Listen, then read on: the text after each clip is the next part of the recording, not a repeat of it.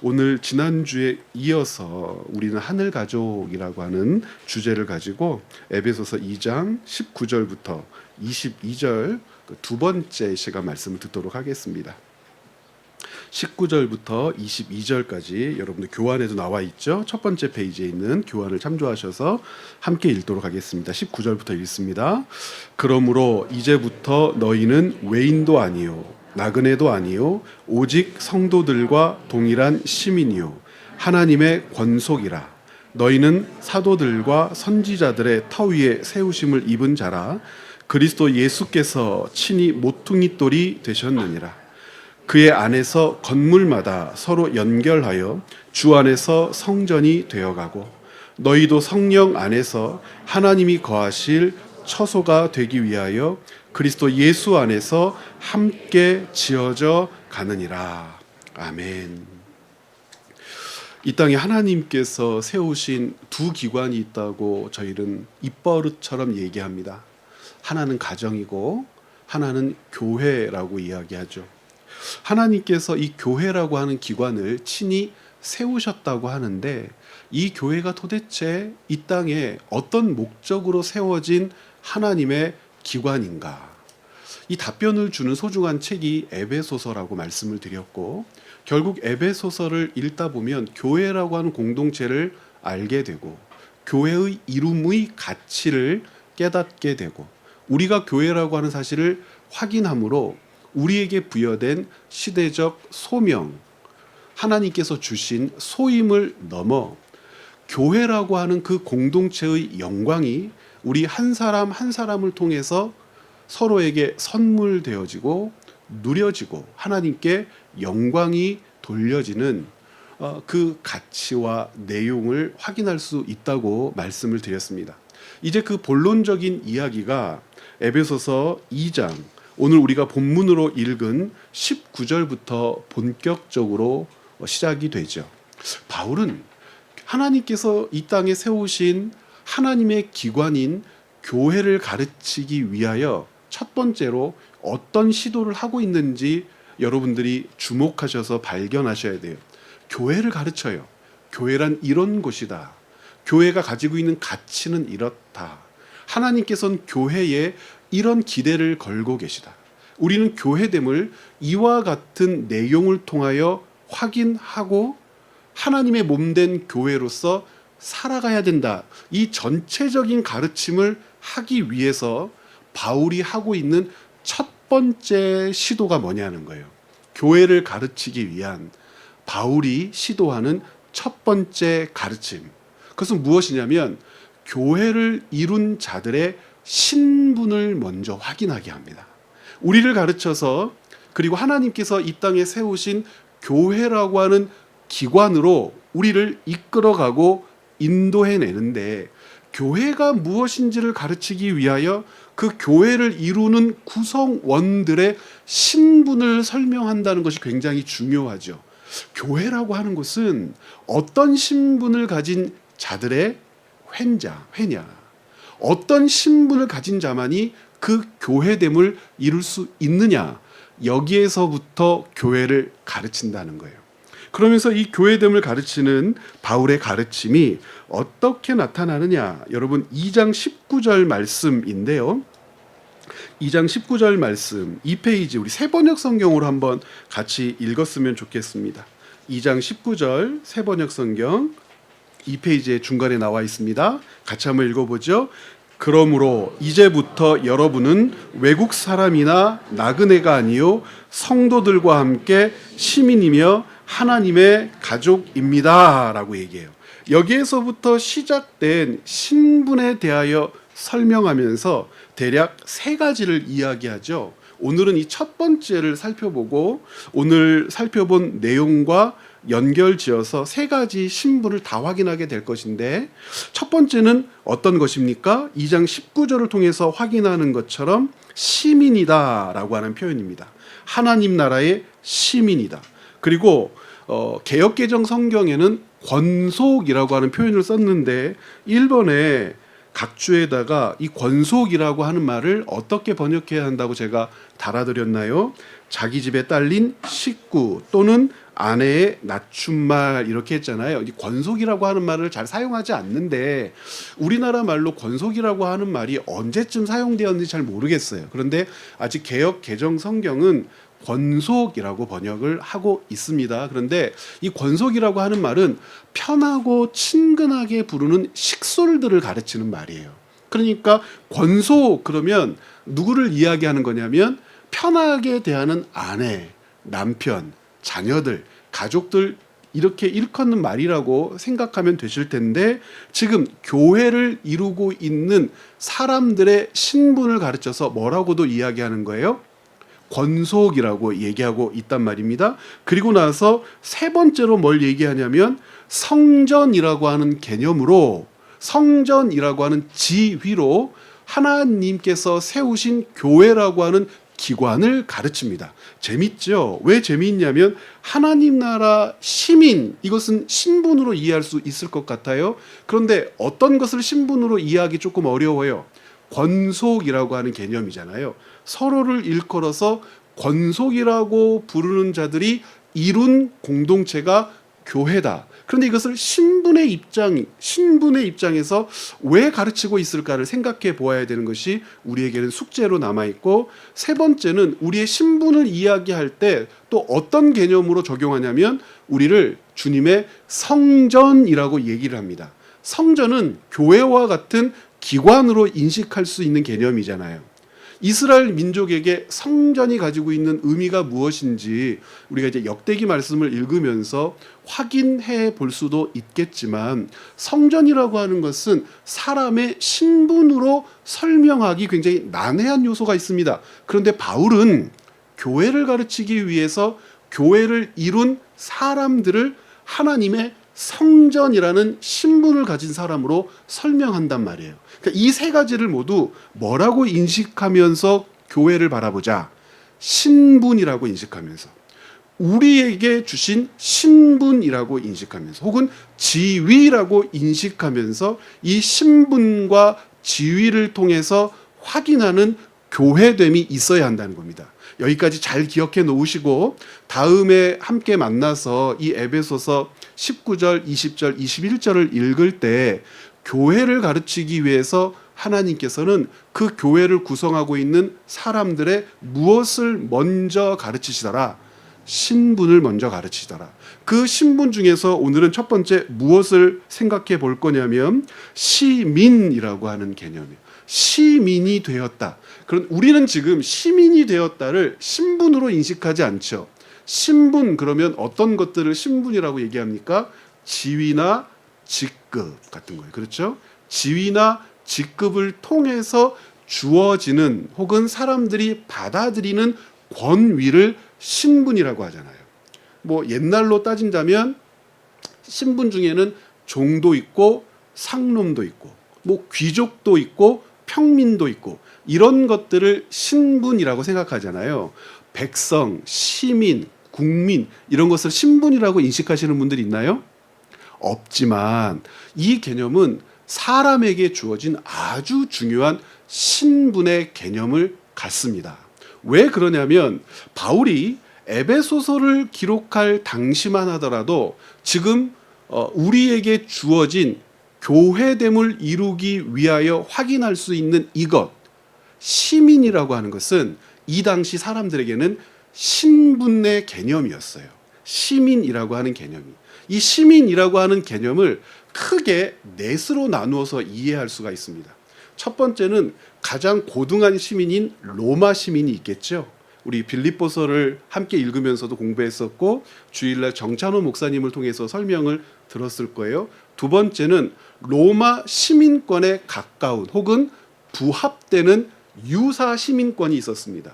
그러니까 로마 시민권과 큰 차이는 없지만, 그 지역에 살고 있는 동안에는 큰 차이는 없지만 실질적인 로마 시민권자 앞에 섰을 때는 조금 더 하등한 시민권이 이 당시에 있었단 말이에요. 그러니까 로마 시민권이나 로마 시민권과 유사한 시민권과는 달리 자유인이라고 불리웠던 사람들이 있었습니다.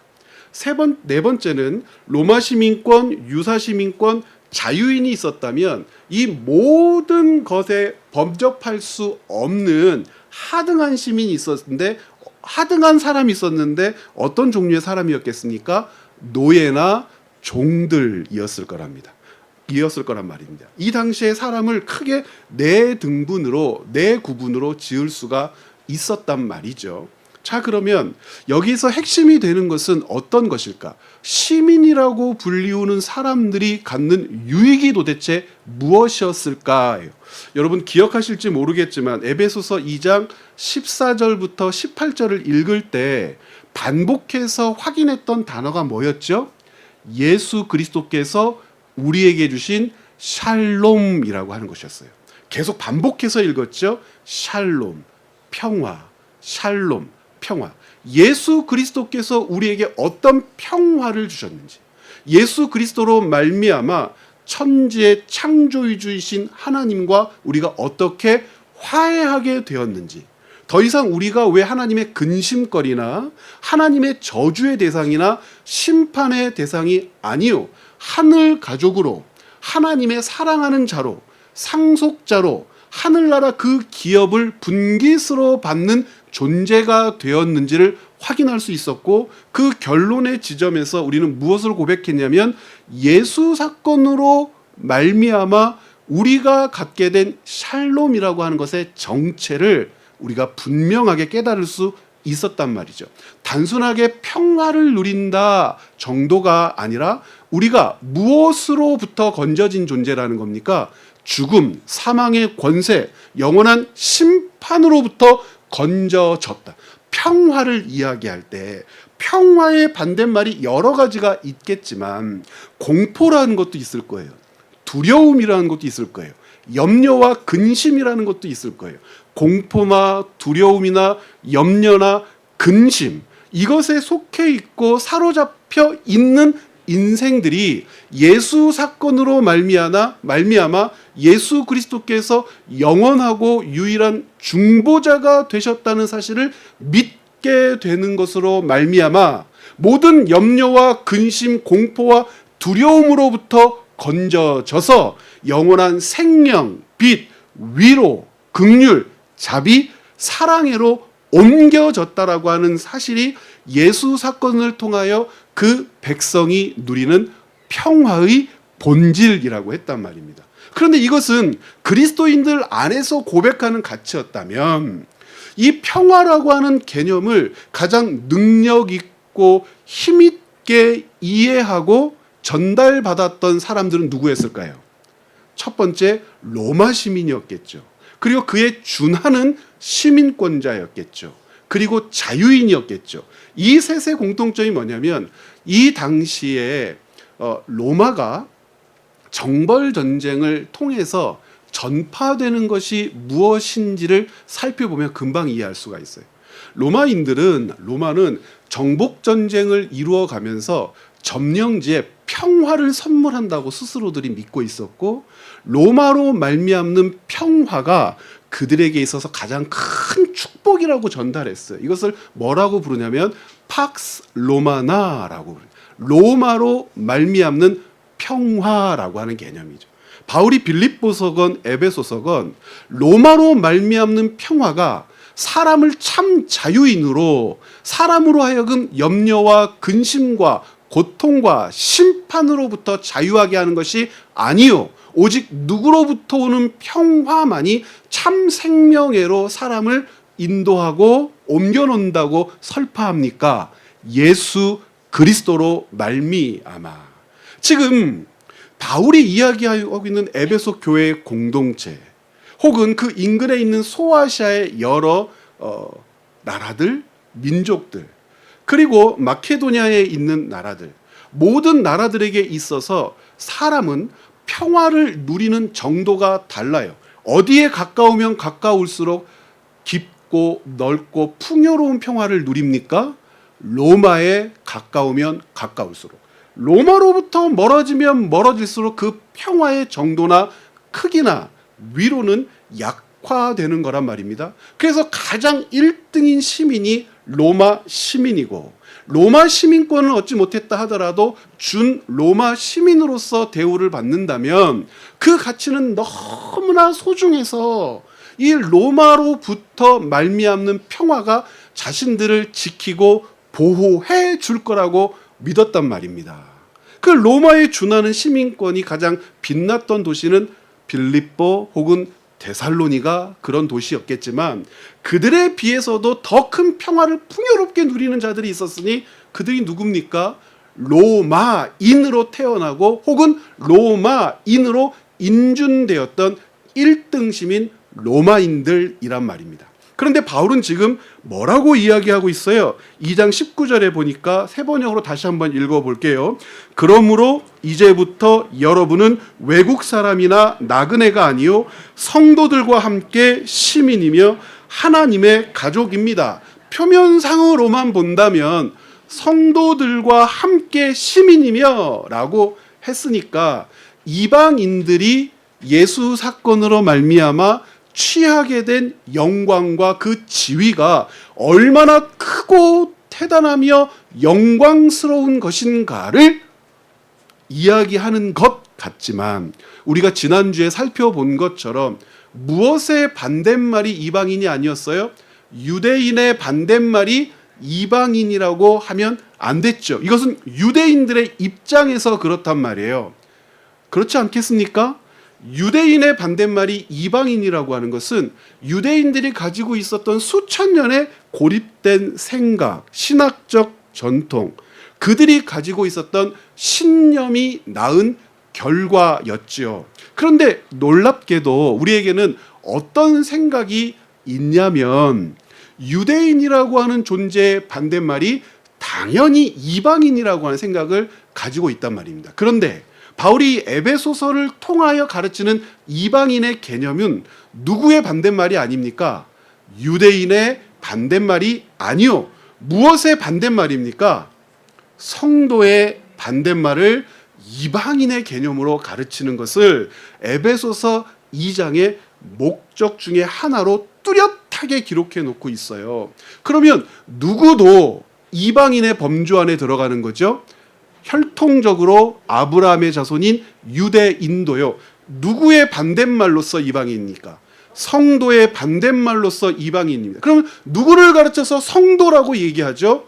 예수 사건에 사로잡힌 자, 예수 사건을 믿게 된 자, 예수 사건을 믿도록 성령의 충만함을 입은 자들을 성도라고 한다면, 예수 사건에 사로잡히지 않은 자들은 이방인이죠. 예수 사건을 믿을 수 없는 자들은 이방인이죠.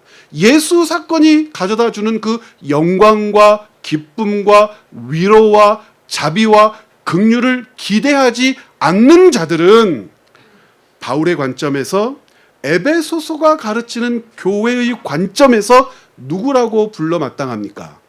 이방인이라고 불러 마땅합니다. 그러면 여기 한 가지 개념이 더 더해지는 거죠. 바울은 지금 시민과 누구를 나누고 있습니까? 외국인, 나그네를 나누고 있어요. 그럼 외국인과 나그네, 이것은 같은 개념으로 묶는 거죠. 왜 같은 개념으로 묶냐면 무엇의 반대말이라고 가르치니까 그렇습니까? 시민의 반대말. 이것은 지금 처음 사람의 신분을 이야기할 때, 예수 사건을 중심으로 우리에게 신분을 이야기할 때 이방인과 유대인을 가르치면서 유대인의 반대말이 이방인이 아니요 성도의 반대말을 이방인으로 한다면 이 이방인의 범주에는 누구도 들어갈 수 있다고 가르치는 것과 똑같아요. 유대인도 들어갈 수 있다는 것과 똑같아요. 그러면 시민이라고 하는 이 신분은 누구를 가르치는 것이 분명하죠? 성도를 가르치는 것이 분명합니다. 그 성도를 가르쳐서 시민이라고 부른다면 이 당시로 돌아가서 시민이 가지고 있는 지위가 무엇이길래, 시민이 누리는 권력과 힘과 영광이 무엇이길래 성도를 가르쳐서 시민이라고 할까? 뚝 떼어서 로마의 시민권과 연결하여 본다면 이 시민에게 영광을 부여하는 것은 누굽니까? 로마의 황제입니다. 이 시민을 보호하는 주체는 누굽니까? 로마의 황제입니다. 이 시민의 생명을 보호하고 이 시민의 지위를 보호하고 이 시민을 위해서 군대를 파송하고 이 시민의 먹을 것과 삶과 이 시민이 삶의 모든 정황을 조성하며 다스리며 통치하는 것은 누굽니까? 로마이며 황제이죠. 그러면 이 구도를 가르쳐서 우리를 어떤 시민이라고 부릅니까? 하늘 시민이라고 부른단 말입니다. 이 하늘 시민됨이라고 하는 것을 로마 시민됨이라고 하는 관점에서 바라본다면, 예수 사건을 믿지 않는다면 하늘 시민이라고 하는 이 호칭, 이 신분은 그 지위 자체를 인정할 만합니까? 이것이 부러운 대상이겠습니까? 그것을 취해야 될 대상이겠습니까? 붙들어야 할 대상이겠습니까? 하늘 시민의 가치를 로마 시민됨의 가치와 비교할 수 없다라고 하는 공통 분모의 말이 있다고 칩시다.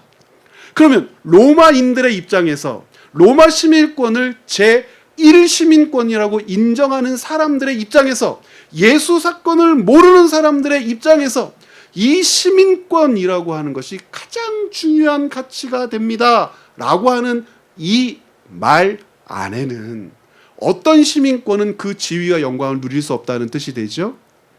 그 외에 다른 모든 것은, 그러면 하늘 시민권만이 가장 위대한 가치가 있고 우리를 죽음에서 생명으로 옮겨졌음을 확인하는 신분이며, 그 신분을 가진 자를 하나님이 보호하시고 지키시며 이 세상이 주는 평화가 아니라 하늘의 평화로 우리를 붙드셔서 사망과 심판의 권세로부터 우리를 생명과 영광의 존재로 옮겨주셨다는 것을 믿는다면, 이 하늘 시민권을 다른 신분과 바꿀 수 있겠습니까? 절대 다른 것과 바꿀 수 없지요. 교회라고 하는 공동체는 이 시민됨의 가치를 아는 자들이 모여 만들어낸 하늘의 기관이라는 거죠. 그러면 이 시민의 권리와 힘과 능력을 아는 자들이 만들어낸 기관 안에서는 어떤 일들이 벌어져야 되죠? 우리가 어떻게 살아야 되죠? 그 이야기를 지금 바울이 이 구절들을 통하여 하고 있는 거죠. 교회 안에서 이루어져야 할 일은 어떤 신분을 가진 자들이 발휘해야 할 실력입니까? 하늘 시민의 신분을 가진 자들이 발휘해야 할 실력이라는 겁니다. 도움을 어디로부터 찾지 않아요? 세상의 명예와 권력과 힘과 물질 안에서 찾지 않고 그것을 향하여 우리의 삶을 돌이키지 않습니다. 왜요? 그런 것들은 하늘 시민을 지킬 수 있는 도구나 수단이 결단코 될 수 없으니까. 하늘 시민 된 자들이 교회를 이루어 또 무엇을 발휘하지요? 그 다음에 서로를 가르쳐 가족, 권속이라고 하는 표현을 쓴단 말이에요. 이렇게 차근차근히 교회를 바울이 우리에게 가르쳐 주고 있음을 여러분 보십시오. 그래서 이 페이지 아랫단 에베소서 2장 12절에 따르면, 에베소서 2장 12절에 이방인들은 과거에 이스라엘 나라 밖에 있었다 그러죠. 그런데 정확한 관점을 캐고 보니까 여기에서 말하는 이스라엘은 어떤 이스라엘이 아닌 것까지 발전해 나아갑니까? 민족 이스라엘이 아니죠. 왜 우리가 이렇게 이야기해도 괜찮죠? 바울을 사로잡고 있었던 하늘 시민의 관점 때문에 그렇습니다. 어디를 대표 말씀으로 해서 이와 같은 성경의 통일성을 이루어야 한다고 그랬어요? 우리가 대표적으로 로마서 9장 말씀을 살펴보았잖아요. 우리 지난번에 살펴보았지만 이 개념을 이해하려면 다시 한번 살펴봐야겠죠. 우리 로마서 9장 한번 펴보시죠.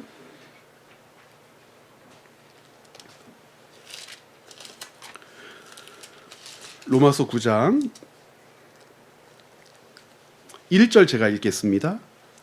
내가 그리스도 안에서 참 말을 하고 거짓말을 아니하노라. 나에게 큰 근심이 있는 것과 마음에 그치지 않는 고통이 있는 것을 내 양심이 성령 안에서 나와 더불어 증언하노라. 1, 2절 길게 얘기했지만 바울이 염려하고 근심한다는 거. 속상해요. 슬퍼요. 마음이 아파요. 왜요? 민족 이스라엘 때문에. 혈통으로 형제된 이스라엘 때문에. 같은 아브라함의 자손인 이스라엘 민족 때문에 슬퍼요. 그럼 왜 이렇게 슬플까? 3절.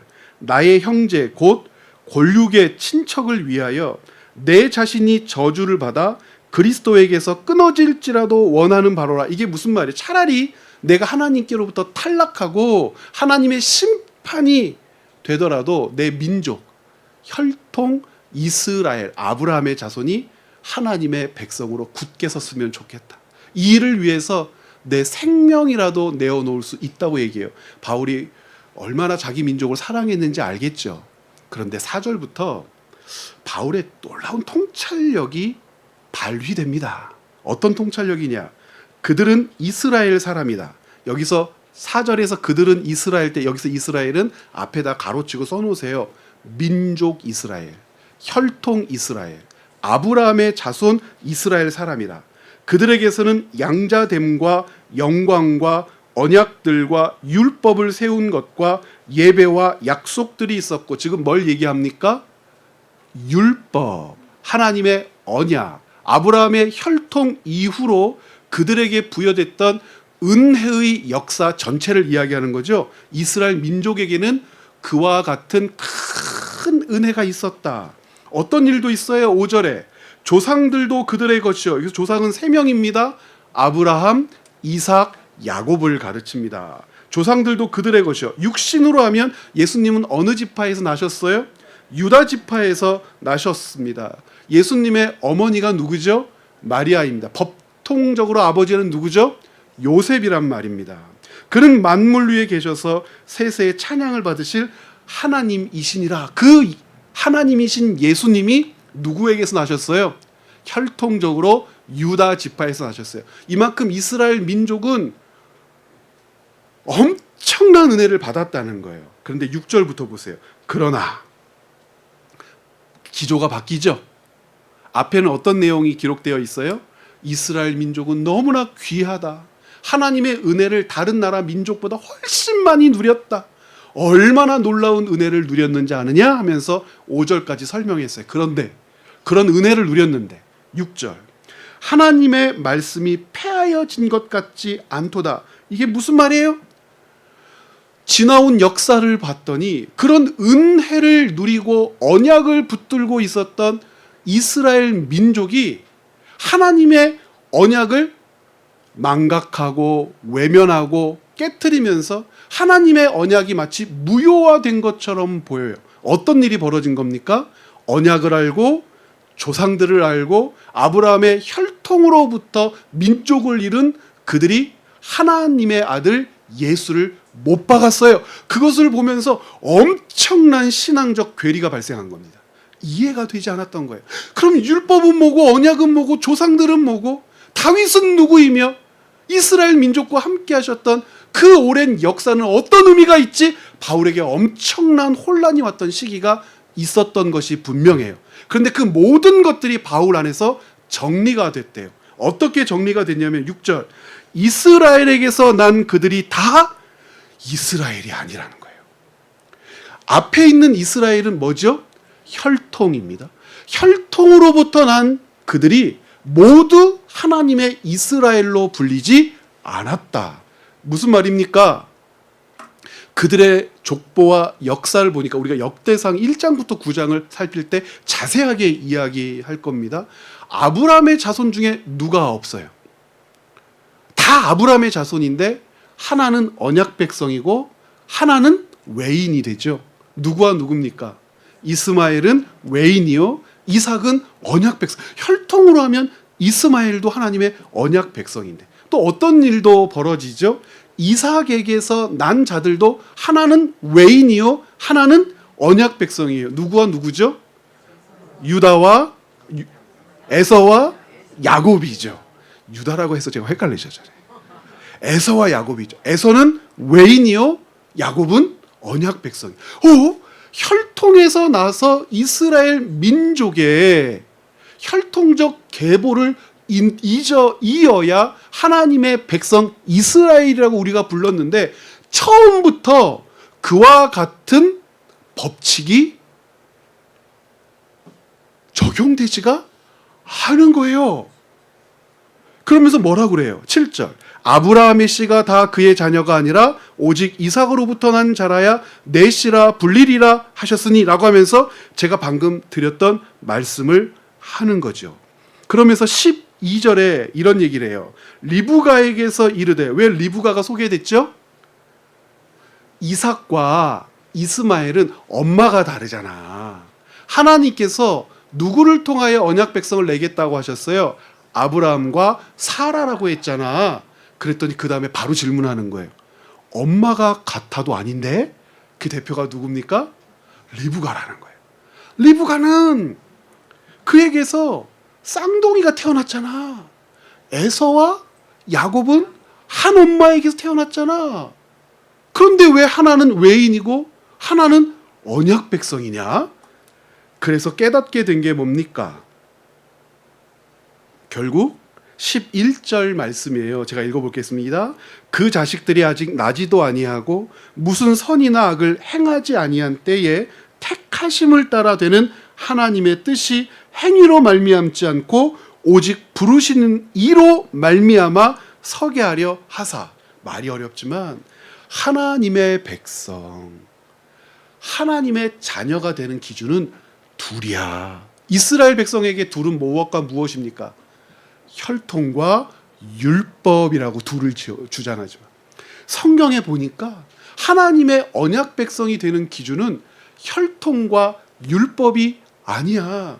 왜냐하면 아브라함과 이삭과 야곱에게는 뭐가 없었어요?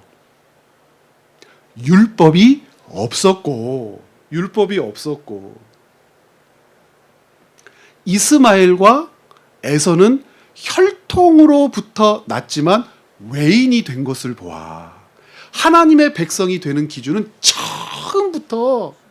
처음 시작할 때부터 무엇과 무엇이 아니고 혈통과 율법이 아니고, 아브라함을 부르셨을 때도 그렇고 아브라함 이후에 하나님의 백성 이스라엘을 조성하셨을 때도 그렇고 다른 두 가지더라. 1번은 하나님의 영원한 선택이고, 두 번째는 하나님의 언약이더라. 그 언약을 믿게 하시는 하나님의 능력과 열심이더라.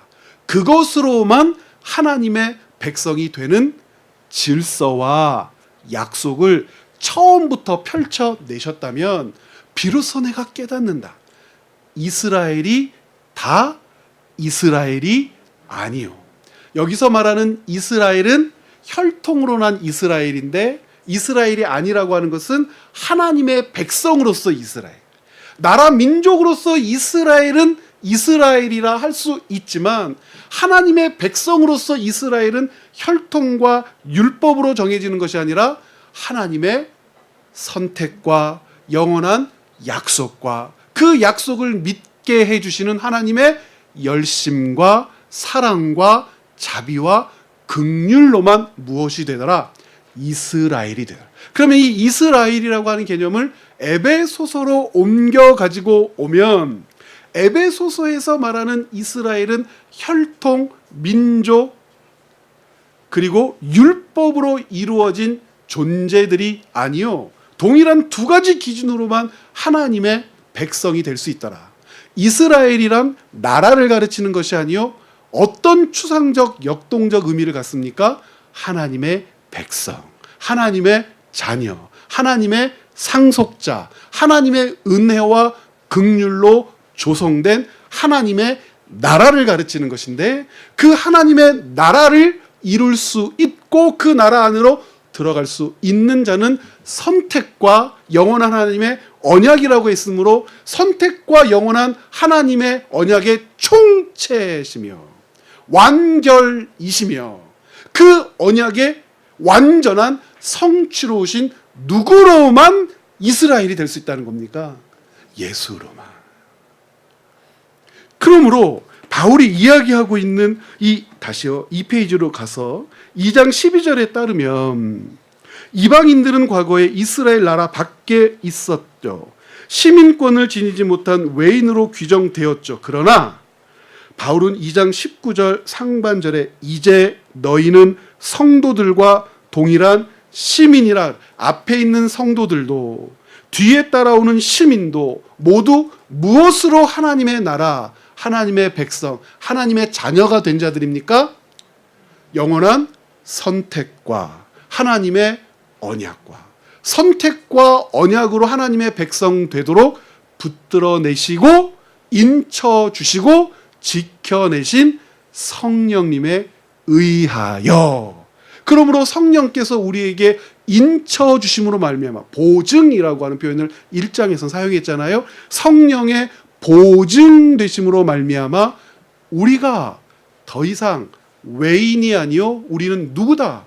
시민이다. 그럼 외인과 시민의 가장 큰 차이는 뭡니까? 외인은 보호받지 못해요. 외인은 통치자, 왕, 주권자의 관심 밖에 있는 자들이에요. 통치자, 주권자, 왕은 누구를 위해서 일해요? 시민을 위해서 일해요. 그들을 위하여 일해요. 그들을 지키는 것을 목적으로 살아내세요.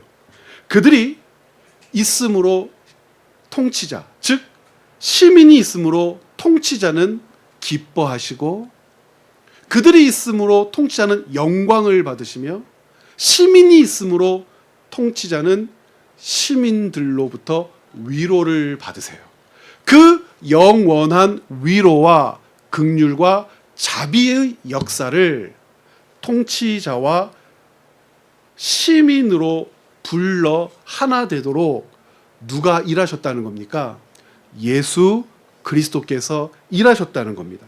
그러므로 이방인들이 하나님의 거룩한 나라에 속한 자가 되었음을 분명히 하죠. 그런데 이방인에 대한 일컬음과 이해는 어떻게 돼야 됩니까? 확장돼야 됩니다. 누구의 반대말이 아니에요? 유대인의 반대말이 아니요. 시민의 반대말이요. 성도의 반대말로 읽죠. 물론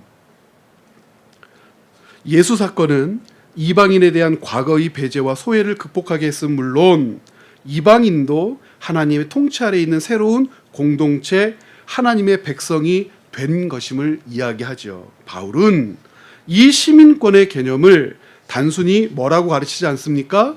지리적 영토에 기반한 것으로 이해하지 않습니다.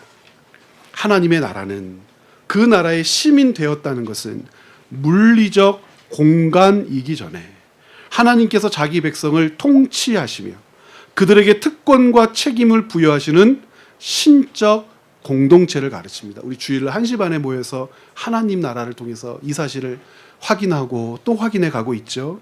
이와 같은 개념은 바울이 사도행전에서 천부장과 대화 중 로마 시민권을 언급하는 장면이나 옥중에서 빌립보 교회에 보낸 편지와도 연결되지요. 그는 당시의 로마 시민권 개념을 차용하여 로마 시민권 같은 것과는 뭐 할 수 없어요? 비교할 수 없는 하나님 나라의 시민권을 설명합니다. 바울이 이 편지를 기록하던 시기 로마 제국은 번영의 정점에 있었죠. 로마의 시민권은 정치적, 법적 특권을 제공하는 매우 중요한 지위였죠. 로마 시민권이 갖춘 권위는 외인들에게 목숨을 걸고 얻고 싶을 만큼 가치 있는 것이었죠. 자, 그렇다면 함께 읽어보죠. 하늘의 시민권은 어떤 것일까? 누가 그 시민권을 가질 수 있을까? 어떤 대가를 치러야 시민권을 얻을 수 있을까? 에베소서 2장을 지금까지 잘 살펴보았다면 바울이 말하는 하나님의 나라 시민권이 얼마나 크고 위대한 가치를 지는지 깨닫죠. 첫 번째, 이 시민권은 우리의 힘과 노력으로 얻은 것이 아니라는 거예요. 이 시민권이 가지고 있는 두 번째 권위는 세상의 시민권, 황제가 부여한 시민권과 비교할 수 없는, 절대 비교될 수도 없는 가치와 힘과 능력과 고결함이 있는 것이라고 했어요. 이 시민권은 통치자와 우리를 멀리 떨어뜨려서 통치자를 단순한 섬김의 대상으로만 바라보게 하는 시민권이 아니요, 이 시민권은 통치자를 아버지로 부르게 하는 시민권이요, 통치자의 상속자가 되었음을 가르쳐주는 시민권이요, 통치자로 말미암아 통치자가 주시는 가장 큰 평화를 누리게 하는 시민권이고, 이 시민권은 어떻게 되지 않습니까? 결정적으로 취소되지 않는 시민권이라고 얘기한 겁니다.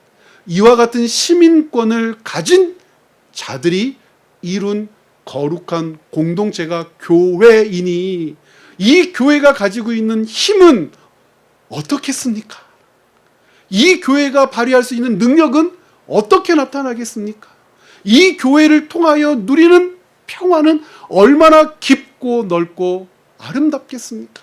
이 교회를 통하여 얻게 되는 생명의 가치는 얼마나 아름답겠습니까? 바울은 지금 그것을 이야기하고 있죠. 채비교회 공동체에 모인 여러분 한 사람 한 사람은 하늘 시민이시죠.